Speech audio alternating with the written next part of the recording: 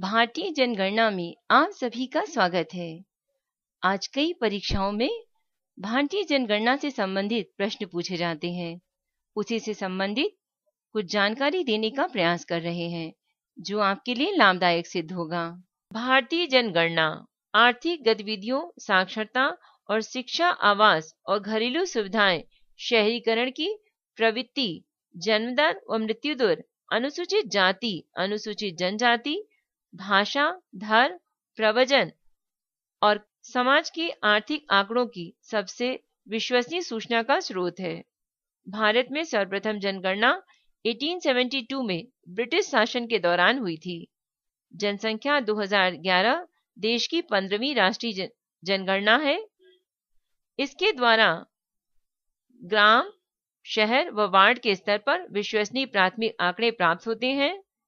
केंद्र व राज्य सरकारें इन्हीं आंकड़ों के आधार पर अपनी योजनाएं तैयार करती हैं, नीतियों का निर्धारण करती हैं। जनगणना के आंकड़ों का प्रयोग राष्ट्रीय व अंतर्राष्ट्रीय स्तर की एजेंसियों, विद्वानों, उद्योगपतियों और अन्य लोगों द्वारा किया जाता है। लोकसभा, विधानसभाओं, पंचायत व स्थानीय निकायों के चुनाव क्षेत्रों के परिसीमन व आरक्षण का कार्य भी जनगणना के आंकड़ों के आधार पर ही किया जाता है। राष्ट्रीय जनगणना रजिस्टर देश के मूल निवासियों का रजिस्टर है।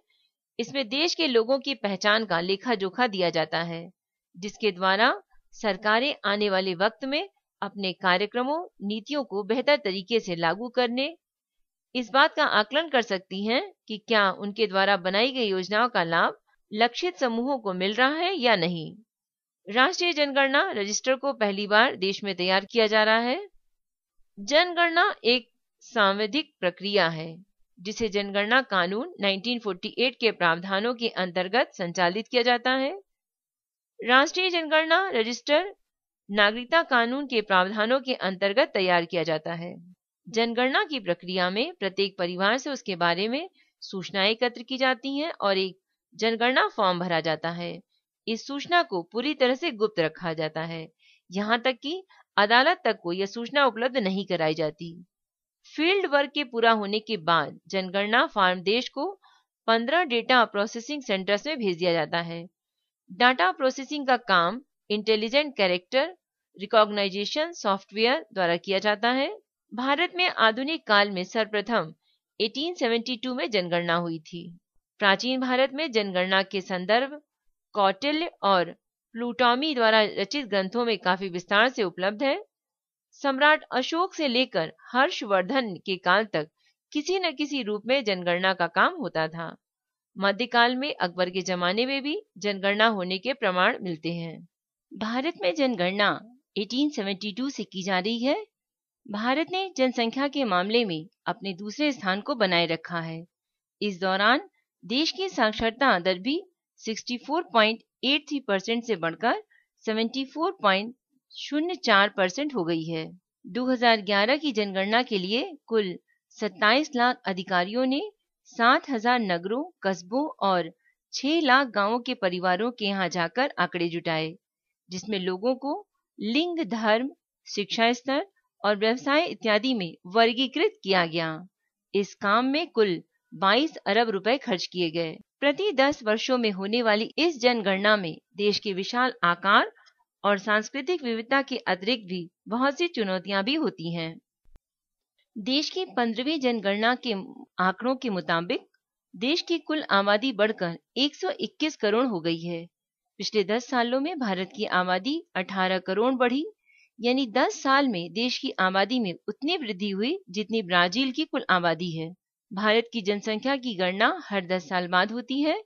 84 लाख आबादी 20वीं सदी की शुरुआत में भारत में रहती थी, जो 21वीं शताब्दी में 1 अरब 2 करोड़ 80 लाख तक पहुंच गई। मार्च 2001 को भारत की जनसंख्या 1 अरब 2 करोड़ 80 लाख यानी 532.1 करोड़ पुरुष और 496.4 करोड़ महिलाएं थीं। 2011 में भारत की जनसंख्या 17.6% की दर से 18 करोड़ बढ़ी। देश की आबादी दिन दूनी और रात चौगुनी बढ़ती जा रही है। पिछले 10 साल में देश की आबादी ने ऐसी तरक्की की जिसे जान करके हैरानी होगी। भारत में 1 अरब 21 करोड़ का आंकड़ा छू लिया।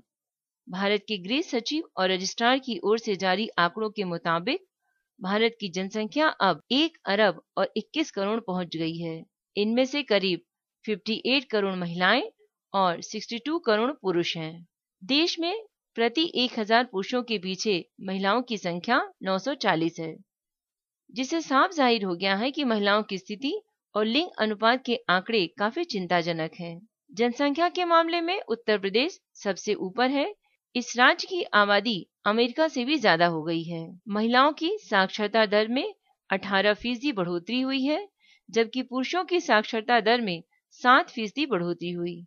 2001 में हुई पिछली जनगणना के मुताबिक देश की कुल जनसंख्या 1 अरब 2 करोड़ थी, जिसमें महिलाओं और पुरुषों की संख्या में अंतर इस बार पिछली जनगणना के मुकाबले घटा है। इस बार प्रति 1000 पुरुषों पर महिलाओं की संख्या 940 दर्ज की गई, जबकि पिछली बार यह आंकड़ा प्रति 1000 पुरुषों पर 933 था। वर्ष 2001 में हुई जनगणना के मुकाबले 2011 में जनसंख्या में 17.64% की वृद्धि हुई। 1911 से 1921 की अवधि को छोड़कर प्रत्येक दशक में आबादी में वृद्धि दर्ज की गई थी। भारत की जनगणना 2011 जनगणना आयुक्त सी चंद्रमौली द्वारा राष्ट्र को समर्पित की गई। 15वीं राष्ट्रीय जनगणना जो 1 मई 2010 को आरंभ हुई थी। इस जनगणना में 3 प्रश्नावलियां थीं: मकान सूचीकरण, राष्ट्रीय जनसंख्या रजिस्टर और परिवार इकाइयां। 2011 की जनगणना की खास बात रही जातिगत जनगणना, जो कि कई विपक्षी नेताओं की मांग पर आधारित है। जाति संबंधी सूचना का समावेश पिछली बार ब्रिटिश राज के दौरान 1931 की जनगणना में किया गया था। स्वतंत्र भारत में जाति गणना का सिर्फ एक उदाहरण मिलता है। केरल में 1968 में IMS नंबूदिरी-पात की कम्युनिस्ट सरकार के द्वारा विभिन्न निचली जातियों के सामाजिक और आर्थिक पिछड़ेपन के आकलन के लिए जाति गणना की गई थी। इस जनगणना को 1968 का सामाजिक आर्थिक सर्वेक्षण कहा गया था और इसके परिणाम केरल के 1971 के राजपत्र में प्रकाशित किए गए थे।